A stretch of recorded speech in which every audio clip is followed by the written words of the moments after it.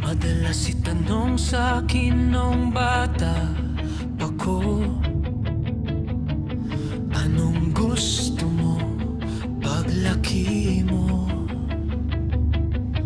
Marami akong sagot, marami akong pangarap. Mga bituin sa isip ko'y pilit kong hinahanap. Sundalo para matapang ang maging tingin, handang lumaban kahit saan man dalhin. Guro upang magbahagi ng kaalaman, doktor para magpagaling ng karamdaman.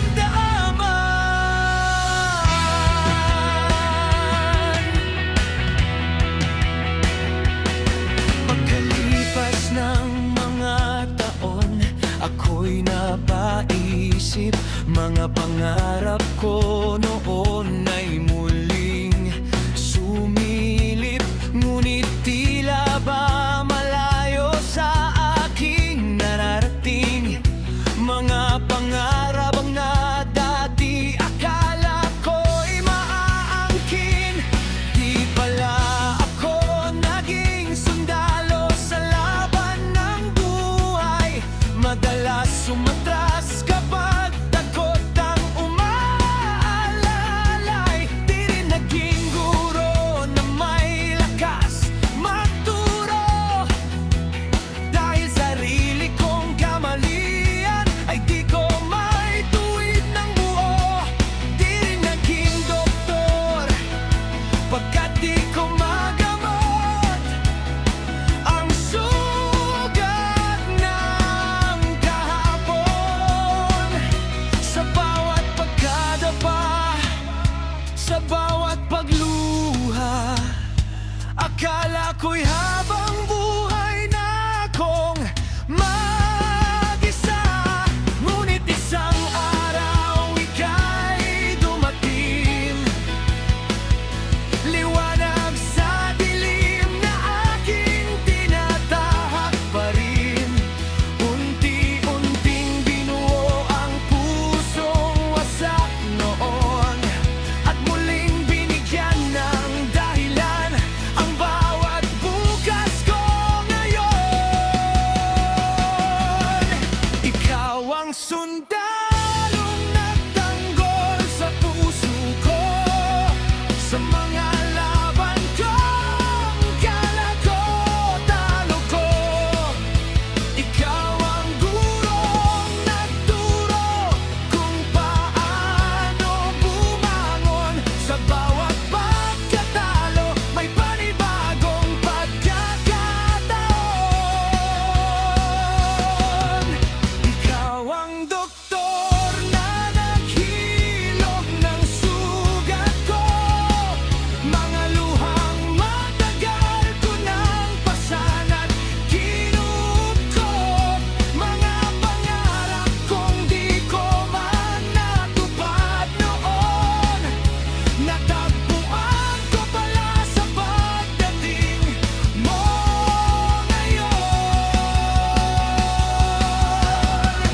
Nung akala ko'y wala ng pag-asa, ikaw ang kamay na mahigpit na kumapit pa.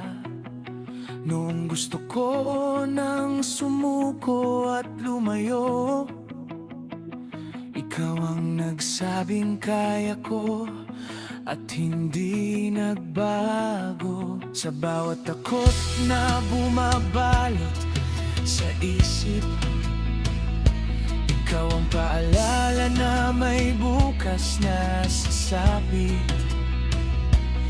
At sa bawat gabing tila walang katapusan, ikaw ang bituing gabay sa aking daan. Ngayon, alam ko na ang sagot sa tanong, hindi pala sukatan ng pangarap noon. Dahil sa bawat aral na natutunan ko, mas mahalaga pala kung sino ang kasama mo. Ikaw ang sundalo, guro at doktor sa buhay ko, tagapagtanggol, gabay at lunas ng puso ko. Kung may pangarap mang natupad sa buhay ko ito, hindi ang maging iba, kundi ang makilala ka rito.